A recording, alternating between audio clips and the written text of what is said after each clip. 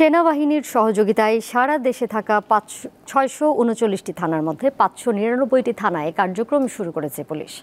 110টি মহানগর থানার মধ্যে 97টি এবং জেলার 529টি থানার মধ্যে 502টিতে কাজ চলছে। খুলনায় পুলিশের কার্যক্রম ফিরিয়ে আনতে থানাগুলো পরিদর্শন করেছেন নৌবাহিনীর আঞ্চলিক কমান্ডার ও পুলিশের ঊর্ধ্বতন কর্মকর্তারা।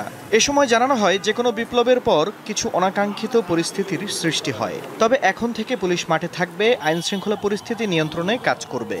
আমরা আশ্বস্ত করতে চাই সাধারণ নগরবাসীকে যে ছাত্র সমন্বয়ক, ছাত্র আন্দোলনের সাথে জড়িত তাদেরকে নিয়ে আমরা একটা নতুন বাংলাদেশ গড়ার জন্য নৌবাহিনী, সশস্ত্র বাহিনী এবং আমাদের পুলিশ বাহিনী আমরা কাজ করে যাব।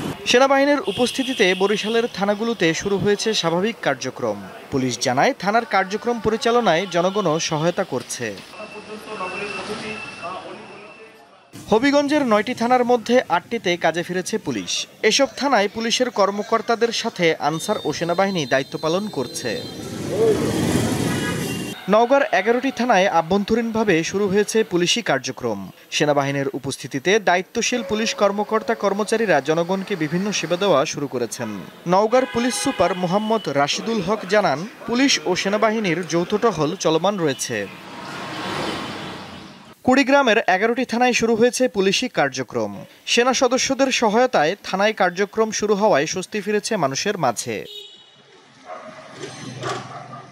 আফরিদ হাসান, দীপ্ত বার্তা কক্ষ।